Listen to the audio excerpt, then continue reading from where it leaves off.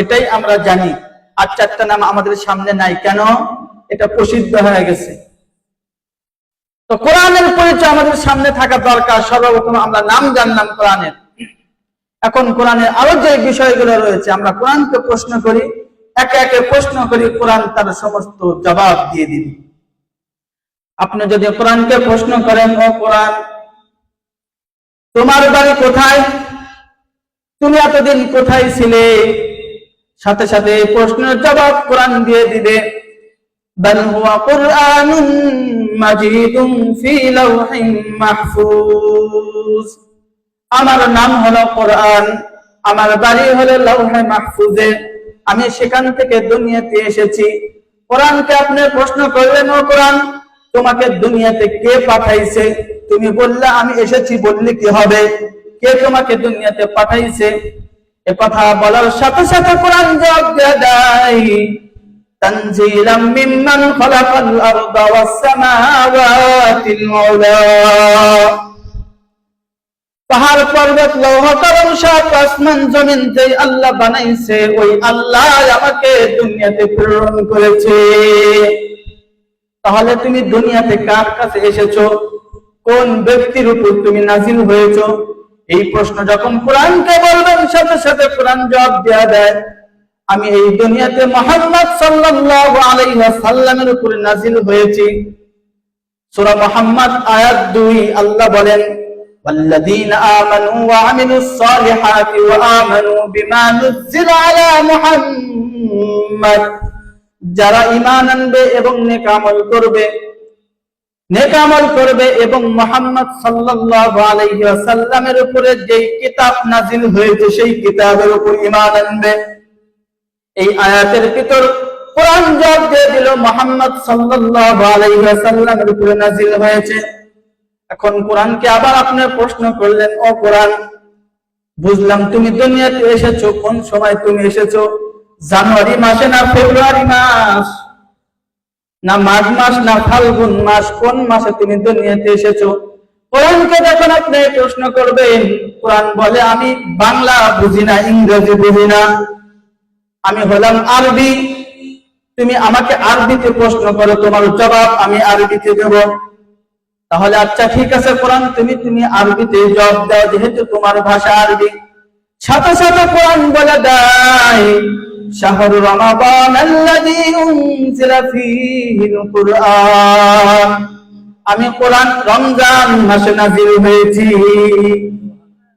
তাহলে রমজান মাস এটা কি বাংলা মাস, ইংরেজি, আরবি মাস? কোরআন যেহেতু আরবি, বললাম আমি আরবিতে জবাব দিই, সেটা হলো রমজান। শাহরু রমাদান আল্লাযী উনজিলা ফীহিল কুরআন।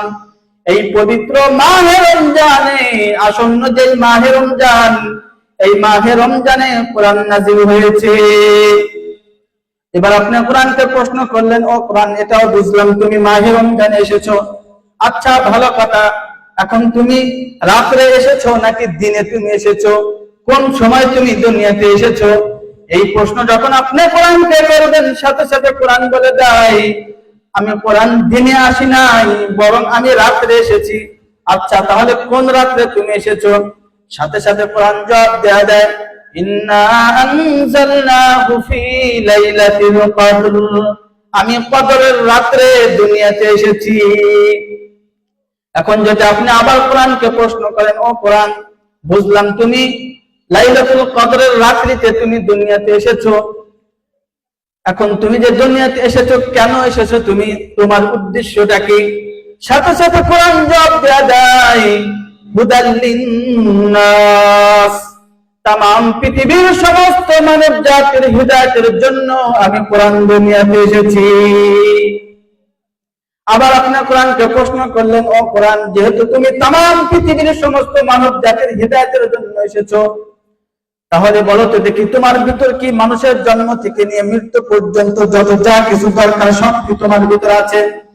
কোরআন বলে, হ্যাঁ অবশ্যই আমার ভিতর সব কিছু আছে। মানুষ তার জন্ম থেকে শুরু করে মৃত্যু পর্যন্ত চলতে গেলে যত সমস্যার সম্মুখীন হবে, ওই সমস্ত সমস্যার সমাধান আমি কোরআনের ভিতরে আছে। কোরআন বলে, ওয়ানাজ্জালনা আলাইকাল কিতাবা তিবয়ানান লিকুল্লি শাই। আল্লাহ তাআলা বলেন আমি কোরআনের ভিতরে প্রতিটি বিষয়ে প্রতিটি জিনিসের বিশদভাবে বিস্তারিত আলোচনা আমি কোরআনের ভিতরে রেখে দিয়েছি। মানুষের জন্ম থেকে নিয়ে মৃত্যু পর্যন্ত যত সমাধান হতে পারে সব কোরআনের ভিতরে আছে। তারপরে কোরআন আরো বলে মা ফাররাতনা ফিল কিতাবি মিন কুল্লি শাই, এমন কোন জিনিস নাই খুঁটিনাটি যে বিষয়টা আমার থেকে বাদ পড়েছে এমন কোন জিনিস নাই, প্রতিটি বিষয় আমি কোরআনের ভিতরে রয়েছে। তারপর যদি আপনি কোরআনকে আবার প্রশ্ন করেন আচ্ছা মানলাম সবকিছু তোমার ভিতরে আছে, এখন যদি তোমাকে মানি তাহলে আমার লাভটা কি? কি লাভ হবে তোমাকে মানলে? সাথে সাথে কোরআন বলে ফামান তাবিআ মিন্নি হুদায়া ফালা খাউফুন আলাইহিম ওয়ালা হুম ইয়াহজানুন। যে ব্যক্তি আমি কোরআনের অনুসরণ করবে ওই ব্যক্তির কোনো ভয় নাই, কোনো চিন্তা নাই। কিসের ভয় নাই? ওই 16 বছর যে কারাদণ্ড যারা ছিল, বিস্ফোরণ মামলায় 16 বছর যারা বিনা দোষে যারা রিমান্ডের ভিতরে ছিল, গুমের যারা শিকার হয়েছে, খুনের যারা শিকার হয়েছে, ওই ব্যক্তিদের কি নাই? কোনো ভয় নাই। যদি জান চলে যায় কার জন্য যাবে? কোরআনের জন্য যাবে। কারণ কোরআন যে ব্যক্তি মানবে ওই ব্যক্তির কোনো ভয় নাই, কোনো টেনশন নাই, কোনো চিন্তা নাই। এই কথাই কোরআন জানা যায় ফালা খাউফুন আলাইহিম ওয়ালা হুম ইয়াহজানুন। কোনো চিন্তা নাই, কোনো টেনশন নাই, কোনো পেরেশানি নাই যদি আমি কোরআনকে মানে। তারপরও আজকে আমাদের দুনিয়াতে দেখা যাচ্ছে শুধু ক্ষমতার পরিবর্তনের কারণে আজকে কিন্তু অনেকে এই কথা বলে ফেলছে কোরআন হলো ভাওতাবাজি। কথা বলেন ঠিক কিনা? বলছে না অনেকে কোরআনের সাথে রাজনীতির সম্পর্ক নাই। খবরটাকে আমি শুনেছি নাকি আপনারাও শুনেছেন? এই কথা বলেছে না? কোরআন হলো সকাল বিকাল তসবিহ পড়ার নেয়। সকালবেলা যেমন 3 তসবিহ আদায় করতে হয়, বিকালে যেমন 3 তসবিহ আদায় করতে হয়, মাসনুন দোয়াগুলো করতে হয়, কোরআন হলো মাসনুন দোয়া, 3 তসবিহ আদায়ের নেয়। এই কথা বলেছে না? তাহলে যারা এই কথা বললো, কোরআন বলে মানুষের জন্ম থেকে শুরু করে মৃত্যু পর্যন্ত যত সমাধান সব আমি কোরআনের ভিতরে আছি, তাহলে যারা এই কথা বলে তাদের কথা ঠিক না ঠিক? তাহলে এই কথা যারা বলছে তাদের ঈমান আছে? কোরআনকে যারা অস্বীকার করে তাদের ঈমান থাকতে পারে? কোরআনকে অস্বীকার করা যাবে না। সূরা মায়েদা আয়াত 44 নম্বর আয়াতের ভিতরে আল্লাহ তাআলা বলেন ওয়ামান লাম ইয়াহকুম বিমা আনজালাল্লাহ ফাউলাইকা হুমুল কাফিরুন। ওই ব্যক্তি যে ব্যক্তি কোরআনের ফয়সালা মানে না, কোরআন অনুযায়ী যারা সিদ্ধান্ত নেয় না, কোরআন দিয়ে ফয়সালা করে না, আল্লাহ বলেন ওই সমস্ত ব্যক্তি তারা কাফেরদের অন্তর্ভুক্ত হয়ে যায়। যারা কোরআনের কথা মানে না, কোরআনকে অস্বীকার করে, তারা মুসলমান থাকে না বরং কাফের হয়ে যায়। সূরা মায়েদা আয়াত 45 নম্বর আয়াতে আল্লাহ তাআলা বলেন ওয়া কাতাবনা আলাইহিম ফিহা আন্নান নাফসা বিন-নাফসি ওয়াল আইনা বিল-আইনি ওয়াল আনফা বিল-আনফি ওয়াল উযনা বিল-উযনি ওয়াস-সিন্না বিস-সিন্নি ওয়াল জুরুহা কিসাস। আল্লাহ তাআলা বলেন আমি কোরআনের ভিতরে লিখে দিয়েছি কাতাবনা আলাইহিম ফিহা আন্নান নাফসা বিন-নাফসি, একজন যদি আমি কাউকে হত্যা করি তাহলে এর বিনিময়ে সেও আমাকে হত্যা করবে। ওয়াল আইনা বিল আইনি, যদি আমি কারো চক্ষু উঠায় দেই এর বিনিময়ে সেও আমাকে চক্ষু উঠায় দিবে। ওয়াল আনফা বিল আনফি, যদি আমি কারো নাককে উঠায় দেই, এক ঘুষি মেরে নাক উঠায় দিয়েছি, ওই ব্যক্তিও আমার নাকটা ঘুষি মেরে উঠায় দিবে। ওয়াল উযনা বিল উযনি ওয়াস সিন্না বিস সিন্নি, যদি কোনো ব্যক্তির কোনো কান আমি কেটে দেই বা কানকে আমি উঠায় দেই, ওই ব্যক্তিও আমার কানকে উঠায় দিবে।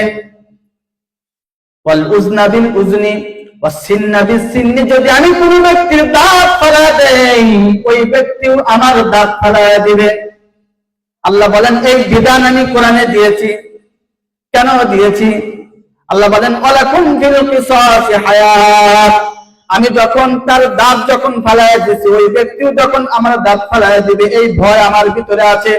যখন এই ভয়টা আমার ভিতরে আসবে, আল্লাহ বলেন ওয়ালাকুম ফিল কিসাসি হায়াত, এই প্রতিদানের ভিতরেই তোমাদের জীবন লুকায়িত। কারণ আমি যদি তাকে হত্যা করি, তার জানে ভয় আছে সেও আমাকে হত্যা করবে।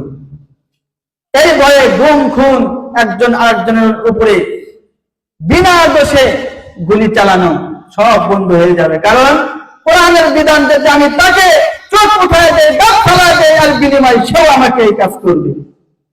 এই বিধান বাস্তবায়ন যদি না হয়, আজকে তার বিরুদ্ধে মামলা দিয়ে জেলখানায় ঢুকায় দিবেন 6 মাস পর আবার জামিন। কিন্তু যদি কোরআনের আইন বাস্তবায়ন হয়, তাহলে ওই সময় আমার দেশে দাঁত ফেলায় দিছে, চোখ উঠায় দিছে, আর বিনিময়ে তাকে উঠায় দেওয়া হবে। এরপরে আল্লাহ তাআলা বলেন ওয়ামান লাম ইয়াহকুম বিমা আনজালাল্লাহ ফাউলাইকা হুমুজ জালিমুন। যে ব্যক্তি আল্লাহর ফয়সালা অনুযায়ী, আল্লাহর যে বিধান তথা কোরআন অনুযায়ী যে ব্যক্তি সিদ্ধান্ত গ্রহণ করে না, ওই ব্যক্তি হলো জালেম। ওই ব্যক্তি কি? ওই ব্যক্তি হলো জালেম, যারা কোরআন অনুযায়ী ফয়সালা করে না। এখন বিগত শাসন আমলে যারা কোরআন অনুযায়ী যারা সিদ্ধান্ত নেয় নাই, কোরআনের বিরুদ্ধে আচরণ যারা করেছে, তাহলে কি তাদের ঈমান আছে? তাদের ঈমান চলে গেছে। এখন কি করতে হবে? তাদের জন্য কি তওবার রাস্তা নাই? অবশ্যই তাদের জন্য তওবার রাস্তা আছে। সূরা জুমার আয়াত নম্বর 53 এবং 54 নম্বর আয়াত আল্লাহ ঘোষণা দিয়ে দেয় قل يا عبادي الذين أسرفوا على أنفسهم لا تقنطوا من رحمة الله। হে বান্দারা, তোমরা যারা অপরাধ করেছো, নিজেদের নফসের উপরে জুলুম করেছো, লা তাকনাতু মির রাহমাতিল্লাহ, আমি আল্লাহর রহমত থেকে নিরাশ হয়ে না। তারপরে আয়াতে আল্লাহ বলেন ওয়া আনিবু ইলা রাব্বিকুম, তোমরা তোমাদের রবের দিকে আত্মসমর্পণ করো, ধাবিত হও। মিন ক্বাবলি আইয়াতিয়াকুমুল আযাব, তোমাদের কাছে ওই শাস্তি, যে কঠিন আযাব, ওই আযাব আসার পূর্বেই। কারণ ওই আযাব যদি চলে আসে, পৃথিবীর কোন শক্তি, কোন পাওয়ারফুল রাষ্ট্র তোমাকে সাহায্য করতে পারবে না। সুম্মা লা তুনসারুন, কেউ তোমাকে সাহায্য করতে পারবে না। যদি চলে আসে তোমার সামনে সে আযাব, কেউ সাহায্য করতে পারবে না। এই কারণে আল্লাহর কাছে তওবার দরজা এখনো খোলা আছে। মুসলিম শরীফের 6902 নম্বর হাদিস, এই হাদিসের বর্ণনাকারী হলেন আবু সাঈদ আল খুদরি রাদিয়াল্লাহু তাআলা আনহু। কে? আবু সাঈদ আল খুদরি রাদিয়াল্লাহু তাআলা আনহুর বর্ণনা, তিনি বলেন আন-নবী সাঈদ আল খুদরি রাদিয়াল্লাহু তাআলা আনহু আন্না রাজুলান কাতালা 99 নাফসান, একজন ব্যক্তি সে 99 জন ব্যক্তিকে হত্যা করেছে। কতজন? 99 জন ব্যক্তিকে হত্যা করেছে। ফাআতার রাহিব, 99 জন ব্যক্তিকে হত্যা করার পরে এই ব্যক্তির ভিতরে অনুশোচনা এসেছে, এখন আমাকে তওবা করতে হবে। তো তওবা করার জন্য একজন রাহিব, একজন আবেদের কাছে এসেছে। আবেদকে প্রশ্ন করছে, ও আবেদ, আমার জন্য কি তওবার কোনো পথ খোলা আছে?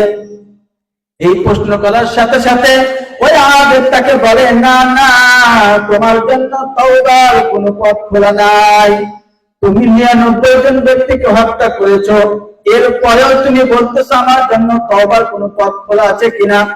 এই কথা শোনা মাত্রই ওই ব্যক্তি যখন শুনছে আমার জন্য কোনো তওবা নাই, সাথে সাথে ওই আবেদকেও কতল করে দিয়েছে। কত হলো? 100। ফাতার রাহিব থুম্মা জাআলা ইয়াসআলু, তারপর আবার মানুষের কাছে প্রশ্ন করতেছে, মানুষের কাছে বলে বলে বেড়াচ্ছে আমার জন্য তওবার কোনো পথ খোলা আছে কিনা। থুম্মা জাআলা ইয়াসআলু থুম্মা খারাজা মিন ক্বরিয়াতিন ইলা ক্বরিয়াতিন, এইভাবে প্রশ্ন করতে করতে একজন আলেমের কাছে গিয়েছে। যাওয়ার পরে আলেম তাকে বলছে, হ্যাঁ, তোমার জন্য তওবার পথ খোলা আছে। তোমার তওবার ক্ষেত্রে আল্লাহ তোমার গুনাহ এবং তওবার ক্ষেত্রে কোনো ব্যবধান নাই, বরং তুমি তওবা করার সাথে সাথে আল্লাহ তোমার তওবা কবুল করে নেবে। এ কথা বলা মাত্রই ওই ব্যক্তিকে প্রশ্ন করলো, আলেম যে তাহলে এখন আমি কি করতে পারি?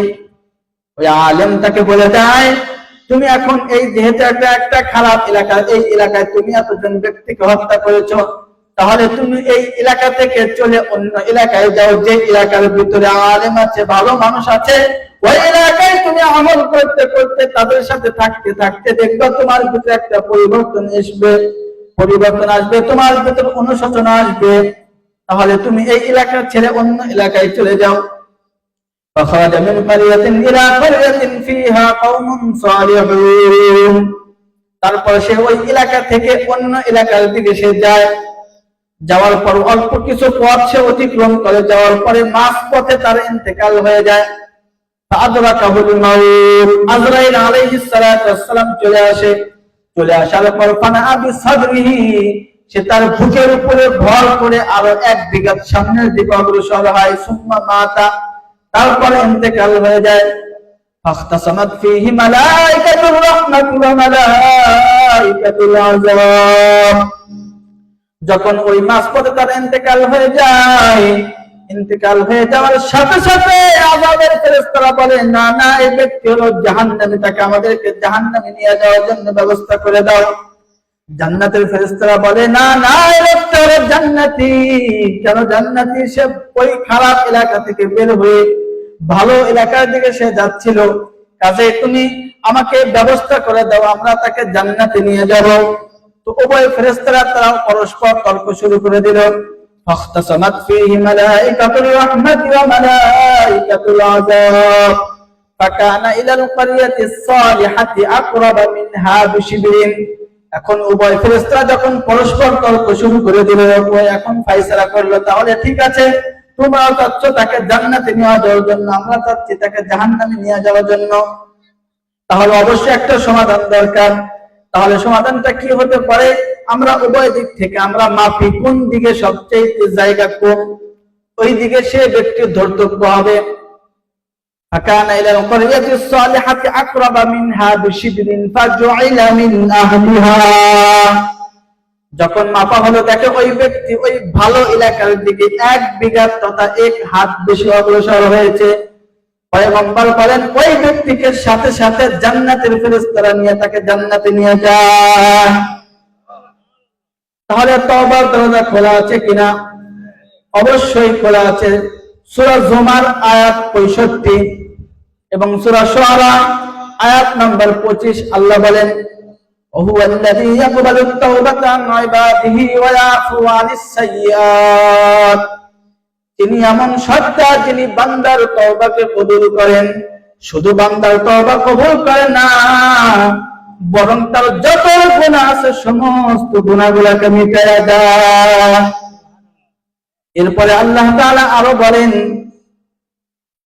সূরা বাকারা আয়াত 222 আল্লাহ বলেন, ইন্নাল্লাহা ইউহিব্বুত তাওয়াবিন ওয়া ইউহিব্বুল মুতাতাহহিরিন।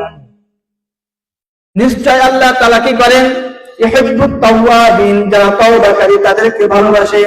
শুধু তাদেরকেই ভালোবাসে না, বরং যারা পূত পবিত্রতার জিন্দেগি যারা অবলম্বন করে তাদেরকেও ভালোবাসে। তাহলে আল্লাহ তাআলার কাছে তওবা করার জন্য কি কিছু লাগবে? লাগবে কিছু। পলায় থেকে লাভ নাই, আরেক দেশে চলে যাবেন, লাভ নাই। আল্লাহর কাছে তওবা করেন, পথ খোলা। বাইরের রাষ্ট্র থেকে হুমকি দিয়ে লাভ হবে? কোনো লাভ নাই। তওবার দরজা খোলা। এখন আমাদের প্রশ্ন আসে, কত মানুষ তো কি করেছে? কত সন্তানকে বাবা হারা করেছে, কত বাবাকে সন্তান হারা করেছে, কত স্ত্রীকে বিধবা করেছে, কত স্বামীকে স্ত্রী হারা করেছে, কত শিশু বাচ্চাকে দুনিয়া থেকে নিস্তেনাবুদ করে দিয়েছে। এক অপরাধ বিনা দোষে তাদেরকে 16 বছর তাদেরকে জেলখানায় আবদ্ধ করে রেখেছে। ভুল করেছে, আয়নাঘর তৈরি করেছে। এরকম জঘন্যতম অপরাধ তারা করেছে, যেটা মানুষের সাথে জুলুম করেছে। আল্লাহকে এটা ক্ষমা করবে? আল্লাহ এটা ক্ষমা করবে? এটার জন্য কি করতে হবে? মানুষের কাছে তওবা করতে হবে। যার উপর জুলুম করেছে তার কাছে ক্ষমা চাইতে হবে। এটা ক্ষমা আল্লাহ করবে না। আল্লাহ কোনটা করবেন? জুলুম হলো দুই প্রকার, একটা হুকুকুল্লাহ, একটা হুকুকুল ইবাদ। আপনি নামাজ পড়েন নাই, যাকাত দেন নাই, রোজা রাখেন নাই, এটা আল্লাহ মাফ করে দিবে, কারণ এটা আল্লাহর হক। আপনার একজনের সন্তানকে মেরে ফেলছেন, আরেকজনের সন্তানকে আপনি 15 বছর ধরে রেখেছেন, গুলি চালাইছেন আরেকজনের সন্তানের উপরে, এটাকে আল্লাহ ক্ষমা করবে? এটা আল্লাহ ক্ষমা করবে না। বুখারী শরীফের 2449 নম্বর হাদিস, এই হাদিসের রাবী হলেন আবু হুরায়রা রাদিয়াল্লাহু তাআলা আনহু। তিনি বলেন, আন-নবী হুরায়রা রাদিয়াল্লাহু তাআলা আনহু قال قال رسول الله صلى الله عليه وسلم من كانت له مظلمة لأحد من عرضه أو شيء, যদি পৃথিবীতে কোনো ব্যক্তি অপর কোনো ব্যক্তির উপরে জুলুম করে, কি করে? জুলুম করে। মান কানাত লাহু মাজলামাতুন লিআহাদিন মিন আরজিহি আও শাইইন, অথবা অপর কোনো ব্যক্তির সম্মানকে নষ্ট করে ফেলছে, পয়গম্বর বলেন ফাল্লাতাহাল্লালহু মিনহুল ইয়াউম, তাহলে ওই ব্যক্তি যাতে আজকেই তার কাছে গিয়ে ক্ষমা চায়।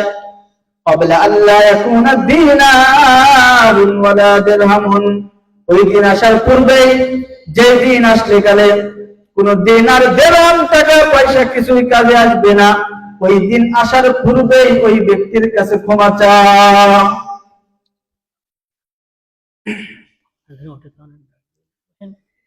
তাহলে যে ব্যক্তি অপর ব্যক্তির উপর জুলুম করেছে, পয়গম্বর বলেন ওই ব্যক্তির কাছে তুমি আজকেই ক্ষমা চাও।